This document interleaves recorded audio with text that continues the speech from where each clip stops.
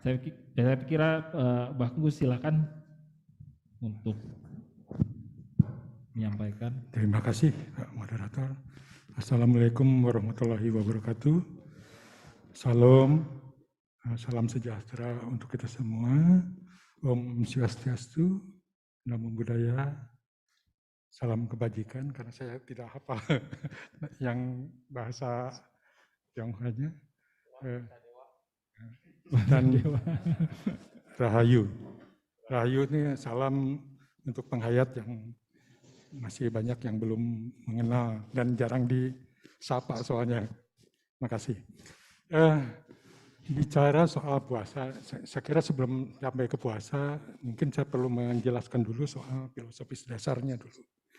Bahwa kepercayaan itu pertama adalah memang sangat beragam.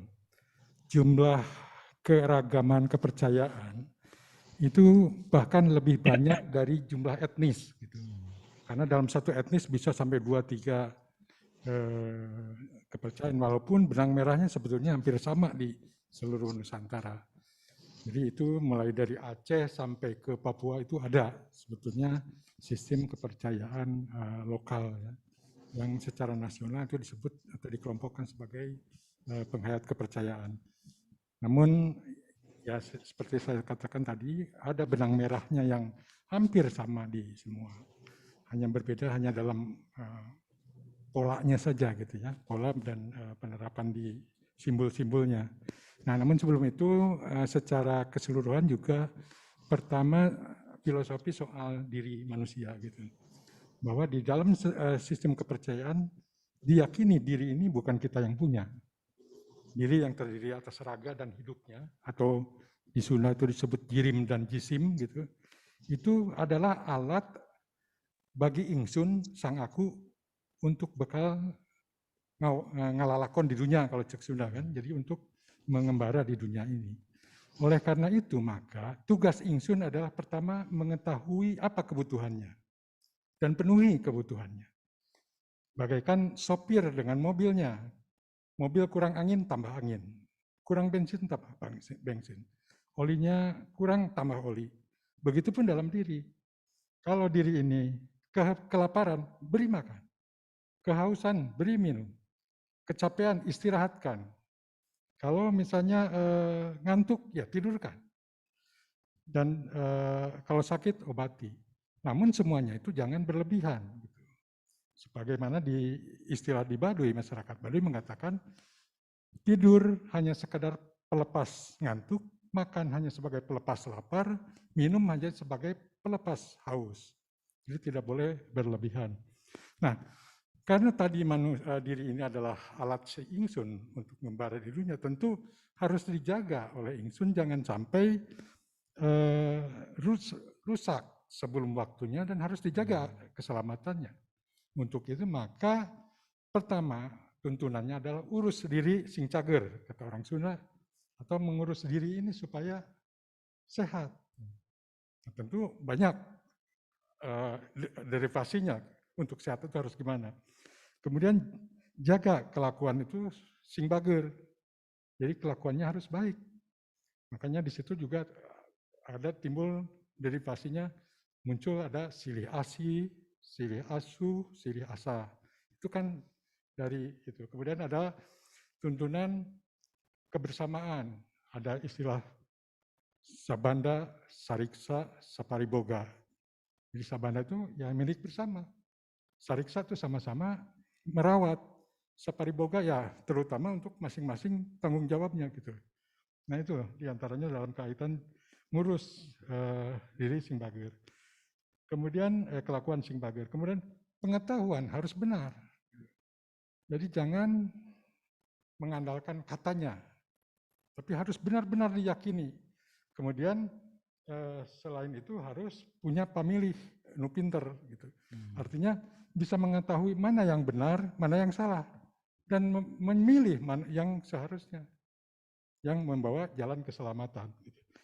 Nah kemudian baru sikap hidup yang jujur.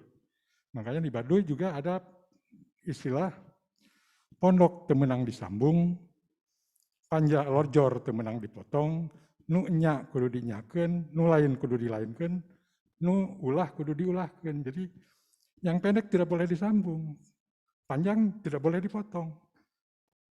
Yang nggak boleh harus dibilang nggak boleh. Yang benar harus dibilang benar, yang salah harus dibilang salah. Gitu. Jadi itu prinsip kejujuran itu dalam laku hidup. Nah, itu saya kira. Nah, kembali ke soal puasa. Hakikat puasa itu kan sebetulnya menahan atau tidak menahan untuk tidak melakukan perbuatan yang salah, yang tidak baik, baik untuk dirinya maupun untuk semuanya. Nah, untuk itu memang penerapannya dalam ucap, lampah, dan tekad, atau dalam bahasa Sunda kunonya itu hedap, hedap itu tekad, hedap, sabda, ucapan, dan bayu atau laku. Jadi itu yang harus dijaga di dalam rangka puasa.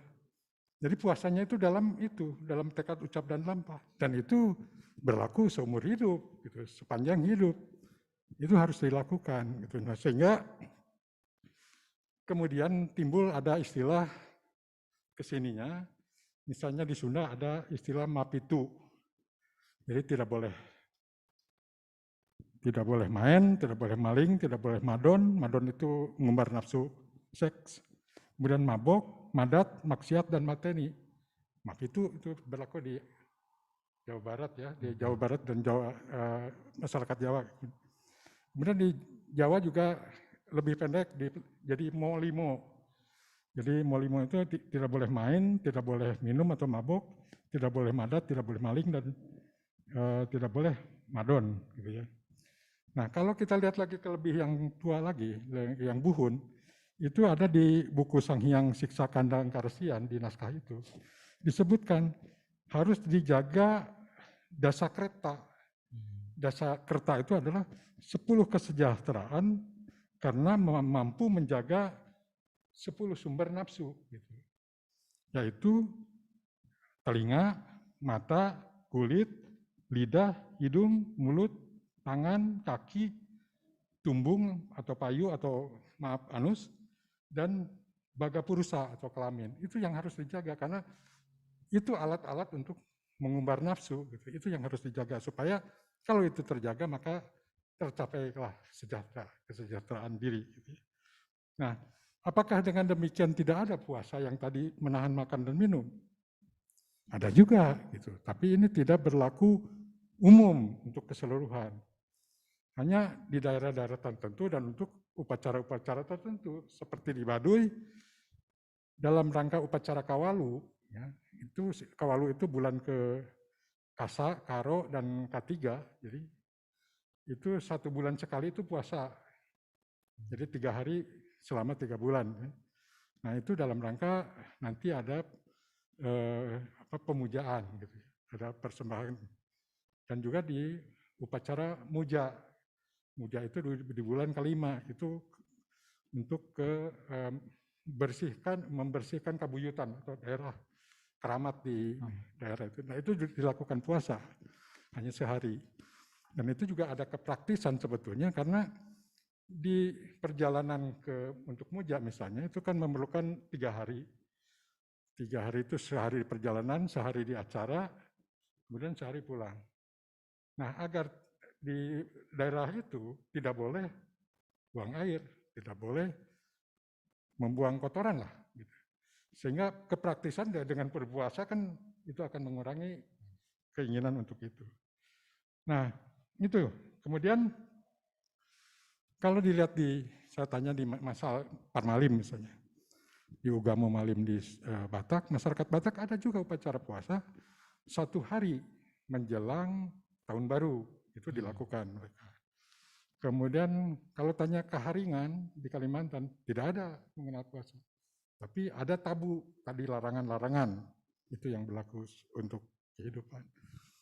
Kemudian kalau ditanya di masyarakat yang Marapu di Sumba, masyarakat Sumba, apakah ada puasa? Tidak ada. Karena tadi prinsip dasar itu, ngurus sendiri ya, menjaga diri, penuhi kebutuhannya. Tapi mereka punya puasa untuk tidak melakukan hubungan suami istri 1 bulan menjelang awal penanaman, awal menanam padi. Gitu. Itu pun berlaku untuk si Rato itu pimpinan agamanya. Gitu. Itu dilakukan. Kemudian di Maporondo di Sulawesi Barat, mereka tidak mengenal puasa. Jadi memang itu karena dasarnya tadi diri ini bukan kita yang punya gitu ya. Tapi justru yang harus dijaga dan harus puasa seumur hidup adalah dalam laku hidup gitu. Nah, kemudian di tanah Sunda dan di Jawa selain puasa tidak makan minum juga mengenal ada yang disebut puasa muti. Puasa muti itu hanya makan nasi sama air bening, air putih. Itu dilakukan biasanya pada waktu hari kelahirannya dan dilakukan sebanyak angka naftu dia. Gitu. Dia kalau lahir Kamis misalnya naftunya 8 berarti 8 hari. Nah itu. Kemudian selain muti ada puasa ngadaun. Ngadaun itu cuma makan daun-daunan. Lalap-lalaban itu yang dia makan, yang lain tidak dimakan. Kemudian ada upacara ngabuah. Ngabuah itu artinya hanya makan buah-buahan saja. Kemudian juga ada upacara puasa ngabeti. Ngabeti itu ya hanya hasil umbi-umbian yang dimakan. Waktunya, Mbah. Ya, sebentar lagi. Kemudian ada yang terakhir adalah mati geni. Nah, mati geni itu menutup diri di kamar, digelapin semua gitu ya. Nah, puasa-puasa macam itu tidak wajib gitu ya. Dan itu biasanya dilakukan dalam rangka orang untuk memperdalam spiritualnya, di dalam rangka bagaimana mendekatkan diri dengan atau merasakan hakikat rasa dunia itu apa kayak tadi manis pahit itu kan asin itu kan rasa-rasa dunia. Nah kalau tanpa makan itu gimana rasanya terhadap badan? Nah itu mati geni ya bagaimana itu fungsi matahari, fungsi terang gitu ya, fungsi cahaya itu bisa dirasakan dengan puasa macam ini. Dan itu biasanya orang untuk tadi kembali untuk yang memperdalam soal spiritual. Dan memang ada hasilnya biasanya dia punya kemampuan lebih dari ini. Nah saya kira itu, jadi secara umum memang manusia itu kan normal gitu ya. Jadi dalam keadaan normal itu kan kondisi lahir, kondisi batin seimbang. Nah dengan puasa berarti lahirnya dia dilemahkan sehingga muncul batinnya.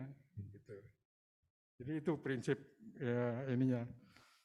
Jadi itu saya kira kalau bicara soal puasa-puasa di dalam sistem kepercayaan yang ada di Nusantara. Terima kasih, Rahayu. Terima kasih, Rahayu. Ini sampai ya.